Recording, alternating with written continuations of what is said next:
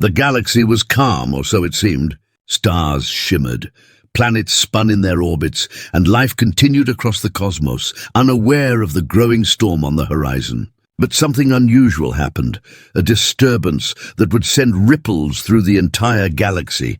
A deep voice echoed across the vast emptiness of space. It was a warning, chilling in its clarity and weight, delivered by a dying race known for their ruthless nature. "Never attack humanity," the voice boomed, "or you will never escape alive." The message reached every corner of the galaxy, from the most peaceful planets to the cold, ruthless empires. The aliens, who had once believed they could control the universe, laughed it off. Humanity. What do they know of war? They scoffed. But that message, that chilling warning, was not just a cry for help, it was a promise. A promise that the galaxy didn't fully understand yet. Among the many races who received the warning, the Zaraxians, a powerful alien empire, took it least seriously. Their leader, Commander Vrax, dismissed the Terran threat as nothing more than a myth. "A desperate species trying to defend its pathetic existence," he sneered, his cold eyes glaring at the hologram of the message. But as Vrax spoke, his advisors grew uneasy. They knew Earth's reputation, how their warships had appeared from nowhere, how they had fought against the most fearsome enemies and come out victorious. Yet they did not know what made humanity so different. Commander Vrax turned to his fleet. "Prepare to move out. We will conquer Earth and show these so-called humans the true meaning of power." And so, the mighty Zaraxian fleet, a force like no other, set its course for Earth. It was an invasion in the making, and the entire galaxy watched, waiting for the chaos to unfold. As the fleet neared Earth, something strange happened. The stars in the distance seemed to darken, and a faint hum filled the void of space. The Zaraxians had crossed into human territory, and they were about to learn a lesson they would never forget. On Earth, President Grant stood in the Oval Office, his face grim, as he watched the incoming alien fleet on his holographic display. The warning from the aliens was clear. They were here to destroy, and they would not stop until humanity was erased. But President Grant knew one thing: the humans would not be easy prey. "All forces on alert," he ordered. "Prepare the fleet for combat! Let's show them what humanity is made of." Humanity's fleet wasn't large, but it was fierce, built with years of research, adaptation, and above all, the element of surprise. The Terran ships were unlike anything the galaxy had seen. With technology advanced beyond anything the Zaraxians had ever encountered, humanity's fleet was ready to fight for their home. As the alien fleet drew closer, their commanders looked on with disbelief. How can they be so prepared? Vrax wondered aloud, his face twisted with frustration. We outnumber them 1,000 to 1, but there was something they hadn't counted on: humanity's unpredictability. The Terran fleet, though small, moved like a swarm of angry hornets, darting and weaving in ways the Zaraxians couldn't anticipate. Laser blasts filled the space between the two fleets as the Terran warships unleashed their firepower with precision. The Zaraxians retaliated, but the human fleet was like water, flowing, unpredictable and relentless. "Focus fire on their leadership," Vrax shouted, his fists clenched in anger. "Bring them down!" But as the Zaraxians launched their attack, a sudden explosion rocked their formation. One of their ships, a massive Dreadnought, was taken out in an instant, its debris scattering like ash in the wind. The Terran fleet had set a trap. "Impossible!" Vrax cried. "How did they know our movements?" The Terran fleet had lured the alien Dreadnought into a carefully planned ambush. The human warships, which seemed weak and small at first, were equipped with advanced cloaking technology and had baited the Zaraxians into the kill zone. One by one, the Zaraxian ships began to fall. The humans had turned the tide, and with each alien ship destroyed, the crew grew more desperate. "We are being outmaneuvered," Vrax muttered, his voice low and filled with disbelief. How can this be?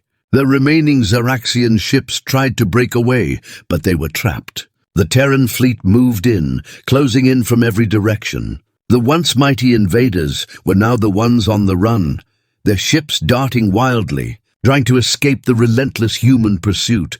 And then, just when the aliens thought they had a chance to regroup, a final message broadcasted across the galaxy, this time from the Terran fleet to the galaxy. "To all who dared to ignore us," President Grant's voice echoed.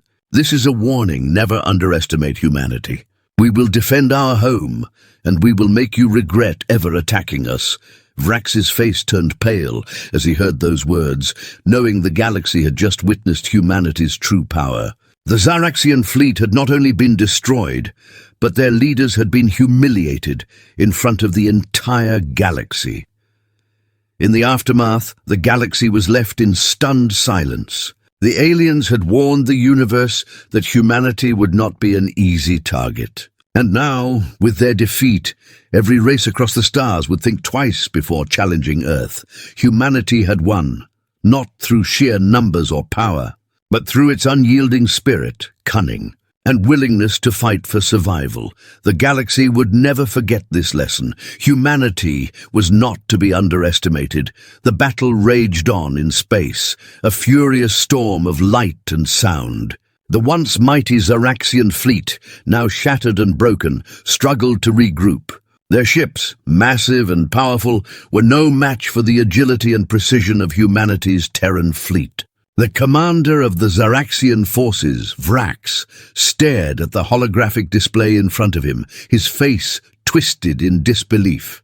"How is this possible?" Vrax muttered to himself, watching as another of his ships disintegrated under a barrage of Terran fire. "We have the numbers, the power. How can they be winning?" His second-in-command, Commander Tal, stepped forward. "Sir, the Terrans are using tactics we've never seen before. Their ships, it's like they know exactly what we're going to do before we do it." Vrax slammed his fist onto the table. "It's impossible. They're nothing but a primitive species. We should have crushed them by now." But Tal, usually calm and composed, was shaking his head. "I don't know, sir. There's something about them. They're relentless." The Terran fleet, though smaller, was moving with incredible precision, dodging and weaving through the chaos of the battle. Their ships seemed to disappear and reappear, striking from unexpected angles. Every time the Zaraxians thought they had the upper hand, the humans turned the tables, using tactics that left their attackers off balance. "Commander, we need to rethink our strategy," Tal said, his voice steady but urgent. "We're losing ships at an alarming rate. If this continues, we'll be wiped out." Vrax's eyes narrowed. "No, we cannot retreat. We will crush them. We are Zaraxians, the greatest empire the galaxy has ever known. We will not lose to these humans." But deep down, Vrax knew something was changing. The galaxy had never seen an enemy like humanity. The Terrans were different. They fought not for power, but for survival. And that made them more dangerous than anything Vrax had ever faced. As the battle continued, the Terran fleet pulled off an unexpected move. A fleet of smaller human ships, which had been hiding in the asteroid field, suddenly emerged. These ships, seemingly insignificant compared to the mighty Zaraxian warships, swarmed like a cloud of angry bees, their weapons firing in perfect coordination. The Zaraxians tried to defend, but it was too late. Vrax watched in horror as another of his flagship cruisers was hit, sending shockwaves throughout the fleet. "No, not again!" he shouted, his voice filled with rage. "Sir, we're being overwhelmed," Tal reported, his voice growing frantic. "We can't keep this up much longer." Vrax clenched his fists. "We have to turn this around. We have to make them pay for every ship they've destroyed." As the Terran fleet closed in, Vrax realized that he was running out of time. The humans were relentless, and every move they made seemed to be a step ahead of him. But he wasn't ready to give up. He had one last trick up his sleeve, something that could turn the tide of the battle. "Prepare the cloaking devices," Vrax ordered. "We'll slip through their defenses and strike them from behind." The Zaraxian ships began to activate their cloaking systems, rendering them invisible to the human senses. For a moment, the battle seemed to slow down, as if the galaxy itself was holding its breath. Vrax smiled. This would be his moment of victory. But as the Zaraxian ships moved into position, something strange happened. The Terran ships, despite the cloaking, seemed to know exactly where the Zaraxians were. The humans fired their weapons with pinpoint accuracy, hitting the cloaked ships one by one. "Impossible," Vrax shouted. "How can they see us? The cloaking technology is flawless." Tal's voice shook with disbelief. They're not using sensors. They're anticipating our every move. How is that even possible?" Vrax's mind raced. The humans weren't using technology to track them. They were using something else, something far more dangerous. They were predicting their actions. As if to confirm his suspicions, a Terran ship appeared out of nowhere, right in front of the last remaining Zaraxian warship. Before Vrax could react, the Terran ship fired, and the warship exploded in a burst of flames and debris. The galaxy watched in stunned silence as the once proud Zaraxian fleet was reduced to rubble. Vrax, now alone in the void of space, saw the full scale of his defeat. There was no escaping the human onslaught. "You lost," a voice crackled through Vrax's communication system. It was the voice of President Grant, the leader of humanity's forces. Vrax's heart sank. He had been bested. "What do you want from us?" he asked, his voice hollow. "The same thing we want from anyone who dares to threaten us," Grant replied. "Survival." As the last of the Zaraxian ships fell, Vrax's fleet disintegrated into nothingness. The once mighty empire was no more. Humanity had proven its strength, not with sheer numbers or firepower, but with strategy, determination, and an unwavering will to survive. The galaxy had been watching, and it would never forget the lesson that had just been taught. Never underestimate humanity. Back on Earth, President Grant stood on the bridge of his flagship, looking out at the stars. The battle had been won, but the war was far from over. "Prepare for the next step," he ordered, his voice steady and filled with resolve. Humanity had made its mark on the galaxy. The message was clear. Never attack Earth, or you will never escape alive. The galaxy had learned the hard way, and now humanity's reputation would echo through the stars for centuries to come. The aftermath of the battle left a silence in space, a vast, eerie calm that stretched across the galaxy. The Terran fleet had won, but as the last of the Zaraxian ships drifted into nothingness, the galaxy's focus shifted to something darker. The alien empire's collapse was only the beginning. There were whispers of a much larger threat, a force that even the mighty Zaraxians had feared. Humanity had made an enemy of something much more powerful. President Grant sat in his command center, his eyes fixed on the holographic display before him.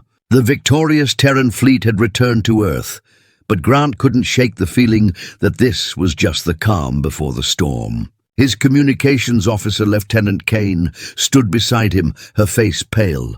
"Sir," she said, "we've intercepted a message from the edge of the galaxy." "It's not from the Zaraxians. It's something else." Grant raised an eyebrow. "Who is it from?" "We don't know," Kane replied, "but the message is clear. The galaxy's rulers have taken notice of Earth's actions. They're coming." Grant felt his stomach drop. He had heard of the Galactic Council, a coalition of powerful alien species, but they had never seen Earth as a threat. Until now, the victory over the Zaraxians had sent shockwaves through the galaxy, and now the galaxy's most powerful civilizations were preparing to strike back. "We need to prepare," Grant said, his voice steady. "Alert the fleet. We have no idea what we're up against." The Terran fleet had been designed for defense, but the fleet's commanders quickly realized they needed more than just defense to face the unknown forces approaching Earth. Within hours, humanity's scientists and military leaders were working together to develop new strategies and weapons. Every Terran ship was rearmed, every soldier trained for a battle they didn't fully understand. Meanwhile, the mysterious alien message continued to play on a loop, its meaning becoming clearer with each pass. "You have angered the wrong powers," the voice warned. "The Galactic Council will make you pay for your defiance. There is nowhere you can run, nowhere you can hide." The message was a promise, and it was one that sent a chill down the spine of every Terran commander. Days passed, and the tension grew. The Terran fleet was ready, but there was no sign of the approaching enemy. It was as if the galaxy itself was holding its breath, waiting for the inevitable confrontation. On Earth, President Grant stood on the balcony of his office, looking out at the city below. The calm before the storm was almost unbearable. Then, without warning, the skies above Earth darkened. Terran sensors picked up an incoming fleet, but it was unlike anything they had ever encountered. The ships were massive, far larger than anything the humans had ever seen, and they moved with a speed and grace that defied belief. The enemy was here, and they were not alone. The Terran fleet scrambled into position, their warships lining up in defense. But as the alien fleet entered Earth's orbit, they did not fire their weapons. Instead, they transmitted a message. It was the same voice from the previous transmission, but this time it was filled with anger. Earth, you have no idea what you have started. The Galactic Council has already decided your fate. Surrender now and we will spare your planet. Resist and we will erase you from existence. Grant's heart pounded in his chest. He knew they couldn't surrender, not after everything humanity had fought for. Prepare for battle, he ordered, his voice unwavering. We fight until the end. As the enemy fleet advanced, the Terran fleet opened fire. The battle was fierce, unlike anything the humans had ever faced. The alien ships were massive, their shields nearly impenetrable. The Terran weapons, despite being powerful, barely scratched the surface of the alien ships. The enemy returned fire, and explosions shook the Terran fleet. Grant watched the battle unfold from his command center, his fists clenched in frustration. His fleet was strong, but the enemy's power was overwhelming. In the distance, he saw one of his warships explode, sending debris spiraling into space. We need to find their weak point, Grant muttered. Pacing back and forth, suddenly Lieutenant Kane's voice cut through the tension. Sir, we've discovered something. The enemy fleet. They're not just attacking us. They're testing us. They're probing for weaknesses. Grant's eyes narrowed. They want us to fight. They want us to show them everything we've got. Why? Kane hesitated. We think they're trying to see how far we'll go. They want to know if humanity will break under pressure. Grant's mind raced. He knew this was more than just a battle. It was a test to see if humanity could be wiped out with ease. But humanity had shown time and time again that they wouldn't break, no matter the odds. Then we're not going to give them the satisfaction, Grant said, his voice cold with determination. We're going to show them that humanity will never break, no matter what they throw at us. With that, he gave the order for a new strategy. The Terran fleet would fight differently, no longer just on the defensive, but with everything they had. They would push back, forcing the enemy to fight on humanity's terms. The battle raged on, and the tide began to shift. The Terran fleet, using their ingenuity and determination, began to turn the tables. With every ship destroyed, the enemy's confidence began to falter. The invincible fleet was no longer invincible. Grant watched as the enemy fleet began to retreat. They had underestimated humanity, and now they were paying the price.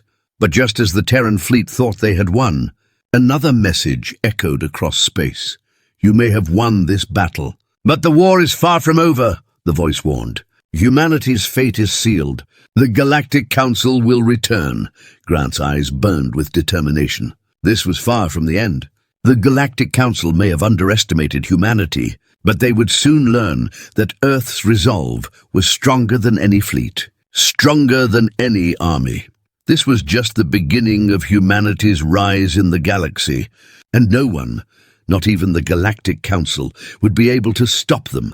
The battle for Earth was far from over. Despite the Terran fleet's victory over the Zeraxians and the retreat of the Galactic Council's forces, President Grant knew that the worst was yet to come. The aliens had underestimated humanity once before, but now the entire galaxy was watching, waiting to see if Earth could survive another attack. And the stakes were higher than ever.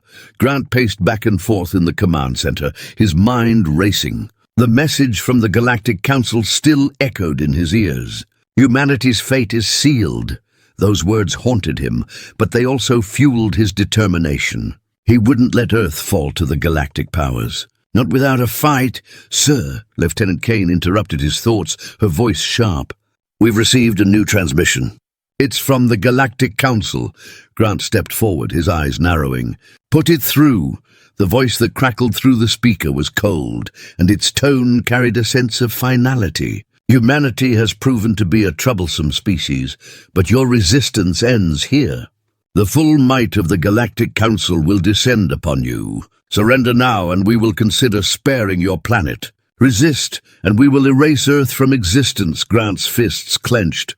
They think we'll back down, he muttered. They think we'll just surrender. But they don't know what we're made of. Kane looked at him, worry etched on her face. They're sending everything, sir. We've never faced anything like this before. The Galactic Council has an armada waiting at the edge of our system. They're prepared to wipe us out. Grant nodded, his expression hardening. Then we'll make them regret ever underestimating us. We won't give up. We'll fight with everything we have. He turned to his officers. Prepare the fleet. We don't just defend Earth anymore. We make them understand that humanity won't fall. The Terran fleet quickly went into high alert, and the next few hours were a blur of activity. Earth's ships, now fully rearmed and reinforced, were ready for the next battle. But Grant knew that this time would be different. The Galactic Council's forces weren't just any enemies. They were a coalition of the most powerful species in the galaxy, each with weapons and technology far beyond humanity's. As the enemy fleet approached, a sense of dread settled over Earth's defenders. The vast armada appeared on the horizon, a black mass against the backdrop of stars. The size of the fleet was unimaginable, dozens of ships, each larger than anything the Terran fleet had ever seen. But even in the face of overwhelming odds, humanity wasn't backing down. Fleet commanders, hold the line, Grant ordered. We don't run. We fight until the last ship is standing. The battle began almost immediately. The Galactic Council's ships moved in with terrifying precision, their weapons unleashing devastating blasts that rocked the Terran fleet. The humans fought back with everything they had, their weapons lighting up the darkness of space. But it was clear that the Council's fleet was far superior, their ships stronger, faster, and more powerful. Despite their best efforts, the Terran fleet was being pushed back. Grant's face was a mask of determination as he watched the battle unfold on the holographic display. His heart sank as he saw one of the Terran warships explode, a brilliant burst of light marking its destruction. But even in the face of despair, the humans refused to give up. Each ship fought like it was their last. Lieutenant Kane's voice cut through the chaos. Sir, we've detected something. Another fleet. It's coming from the other side of the system. Grant turned sharply. What? How? The Galactic Council's fleet is already here. Kane's eyes widened. I don't know how, sir, but it's human. We're not alone. Grant's mind raced. A human fleet? How is that possible? Was it a hidden fleet they had prepared in secret? Or had more allies arrived to help? The thought seemed impossible, but in the heat of the battle, nothing seemed impossible anymore. Patch me through, Grant ordered. The holographic display flickered, and a familiar face appeared. It was Admiral Walker, one of humanity's greatest military minds. President Grant, Walker said, his voice calm but urgent. We've come to help. We heard the call. Earth won't fall today. Grant felt a wave of relief wash over him. You're a sight for sore eyes, Admiral. What took you so long? Walker's eyes flickered with a hint of a smile. We were busy, but we're here now. Let's end this. With the arrival of the hidden fleet, the battle shifted. The Galactic Council's forces were caught off guard by the sudden surge in Terran strength. The new fleet, fresh and fully armed, fought with a fury that only humanity could muster. Together, the two Terran fleets began to push back against the Council's ships. It wasn't easy, and the losses were great, but humanity was determined to hold their ground.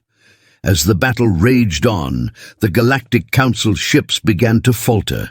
The human fleets were using tactics the Council had never anticipated, striking from unexpected angles, outmaneuvering the enemy, and showing an unrelenting will to survive. Slowly but surely, the tide of the battle began to turn in humanity's favor.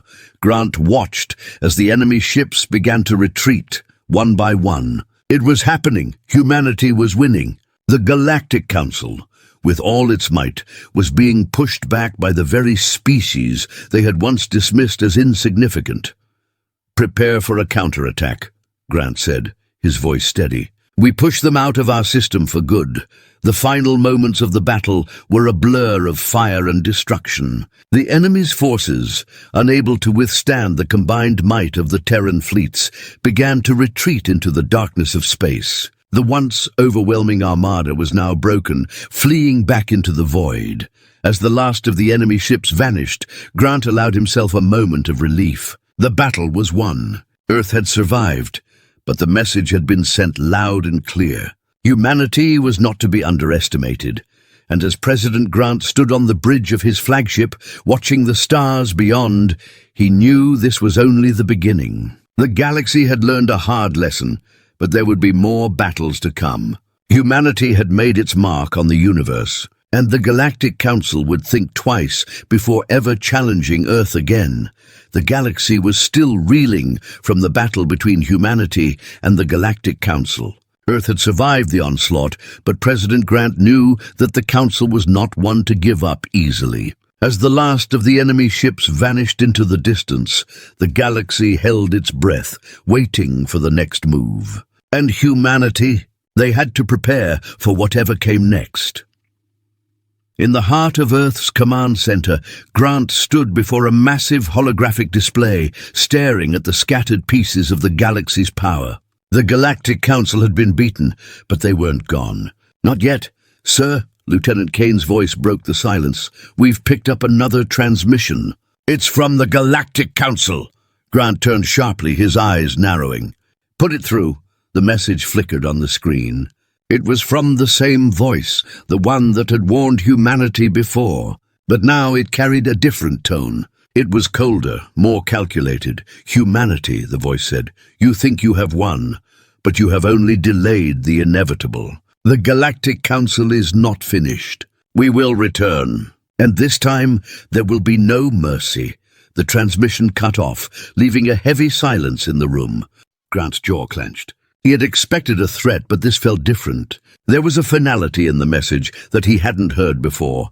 "We need to prepare," he said, turning to Kane. "What's the status of our fleet?" "Ready for action, sir," Kane replied. "But we need more than just firepower. We need intelligence. We need to know where and when the Council will strike next." Grant nodded. "I agree. It's time we turn the tables. We've been reacting to them so far. Now we need to be one step ahead."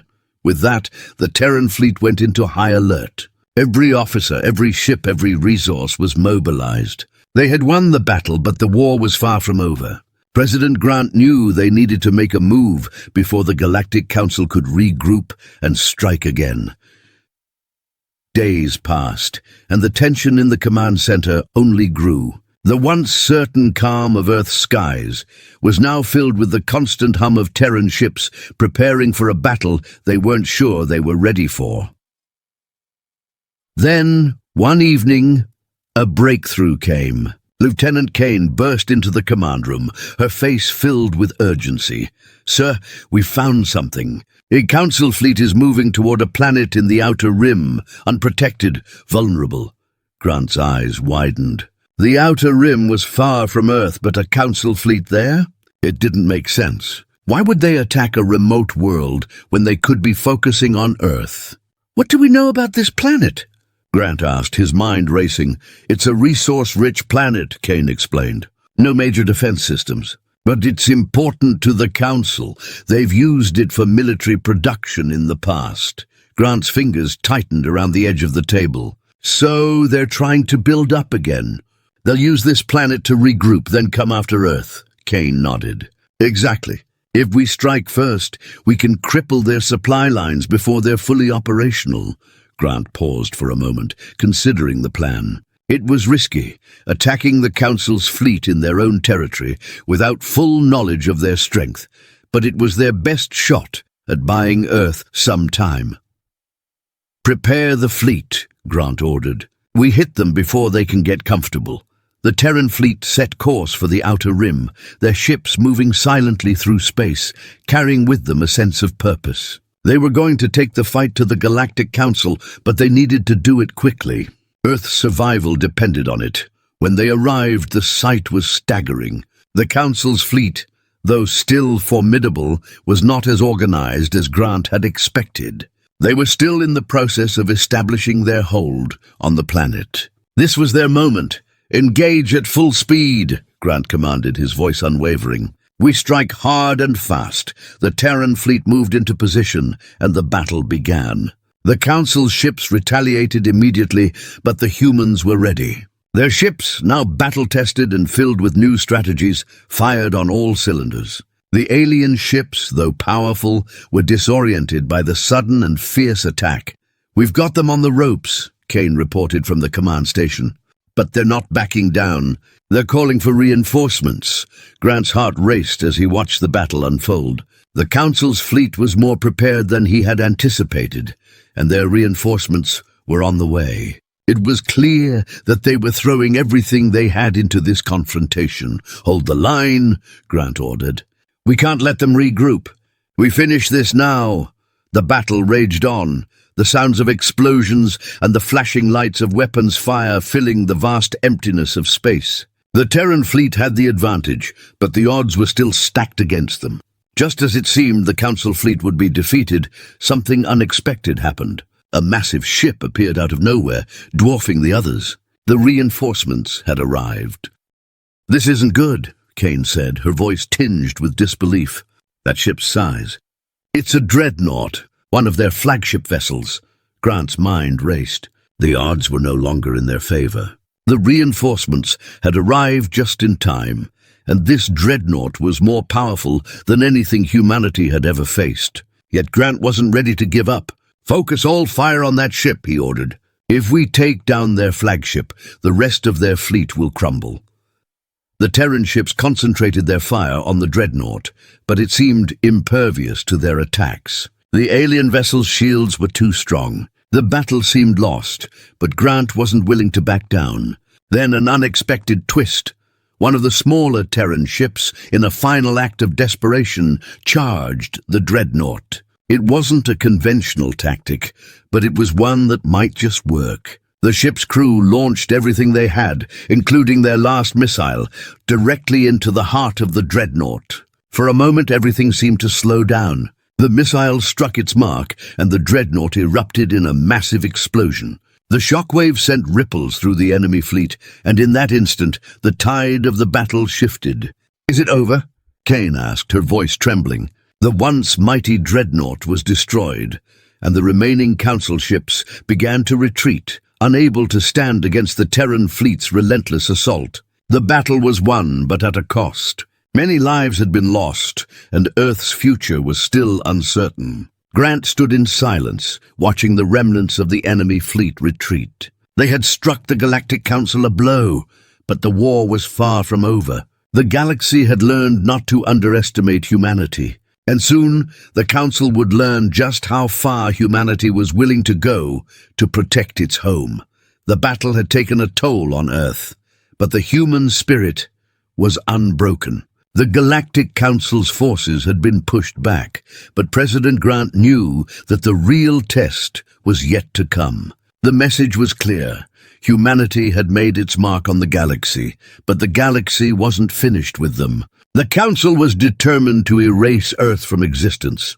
Grant stood in the command center, his eyes fixed on the holographic display. The once proud enemy fleet was now a shattered remnant, but the galaxy's largest military power had regrouped. Grant wasn't sure if they could hold their ground this time. Their resources were running low, their ships damaged, and the Council's forces were growing stronger. "Sir?" Lieutenant Kane's voice broke through his thoughts. "We've intercepted another transmission. This time, it's a warning." Grant raised an eyebrow. "Put it through." The voice that crackled through the speakers was cold and filled with contempt. "You have won battles, Earthlings, but the war is far from over. You've angered the Galactic Council beyond measure. Our reinforcements have arrived, and this time there will be no escape. Prepare to face your end." The transmission ended abruptly, and for a moment the room was filled with silence. Grant's mind raced. The Council was preparing for something bigger. They were coming, and this time they would not back down. "Where are their reinforcements?" Grant asked, his voice steady despite the unease gnawing at him. "We're tracking them, sir," Kane replied. "They're coming from all over the galaxy. Massive fleets, much larger than anything we've seen before. We're looking at a full-scale invasion." Grant's fists clenched. The Terran fleet was stretched thin, and their forces had been scattered. He knew they couldn't rely on a single victory to save them. This was going to be a war of endurance, a war of survival. "Prepare the fleet," Grant ordered, his voice low. "We won't just survive this. We'll make them regret ever underestimating us." As the Terran ships mobilized, the sense of urgency in the room was palpable. The crew knew that the next few hours could determine the fate of humanity. The battle to come would be their hardest yet, and Grant wasn't sure if they were ready. But there was no choice. Earth had made its stand, and they would fight until the very end. Hours later, the skies above Earth darkened as the enemy fleet arrived. It was unlike anything humanity had faced before. The Galactic Council had pulled out all the stops, massive warships, dreadnoughts, and hundreds of support vessels, all bearing down on Earth's defenses. "Hold your ground," Grant commanded as the first shots rang out. "This is it." The battle began with a fury. The Terran fleet, though battle-worn, fought with all their strength. The Council's ships were massive and heavily armored, but the Terran fleet had the advantage of speed and maneuverability. Still, the odds were stacked against them. For every enemy ship destroyed, 2 more seemed to take its place. "We're holding steady, but it won't be enough," Kane reported, her voice tight with tension. "Their reinforcements are overwhelming. We need a plan." Grant's mind raced. He knew that this was a turning point. If they couldn't break the Council's fleet, Earth would fall. He needed something more than just tactics. He needed a strategy that would cripple the Council's forces for good. "Lieutenant, what's the status on our last-ditch weapon?" Grant asked. Kane's eyes widened. "Sir, are you sure? It's never been used in combat before. It's untested." "I don't care," Grant snapped. "If we don't use it now, we're finished." Kane hesitated, but she nodded. "Preparing the weapon for launch, sir." The Terran fleet pulled back, forming a defensive line as the untested weapon was brought online. The enemy pressed forward, unaware of the trap being set for them. Grant could only hope that this gamble would pay off. "Target locked," Kane announced, her voice shaking. "Ready to fire." Grant exhaled, his heart pounding in his chest. "Do it!" The weapon fired with a blinding flash. For a moment, everything went still, as if the universe itself had paused to witness the event. The blast hit the Council's flagship, the largest ship in their fleet, with devastating force. The ship's shields shattered like glass, and the resulting explosion sent shockwaves through the rest of the fleet. It was a sight unlike any the humans had ever seen. The enemy fleet faltered. The massive dreadnoughts began to retreat, their once imposing ships now crumbling under the sheer force of the attack. For the first time, the Galactic Council seemed uncertain. "It's working," Kane said, her voice filled with disbelief. "We've got them on the run." Grant watched as the enemy ships, once so confident, began to break apart. The Terran fleet pressed forward, taking advantage of the Council's sudden disarray. The momentum had shifted, and the Council's reinforcements were retreating. But even as the Terran fleet surged forward, Grant knew the battle was far from over. The Council was retreating, but they weren't defeated. In the aftermath of the battle, the galaxy was left in stunned silence. The Council's fleet had been broken, and Earth had survived. But Grant knew that the victory had come at a high cost.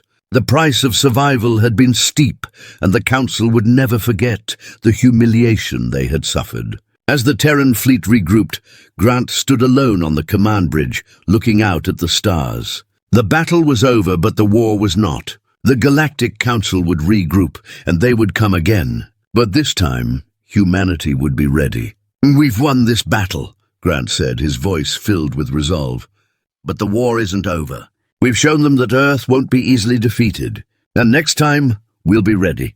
The stars seemed to shimmer with promise, and Grant knew that humanity's fight was far from over. The galaxy had learned that Earth could stand against even the greatest powers. And no matter what came next, humanity would never stop fighting for its survival.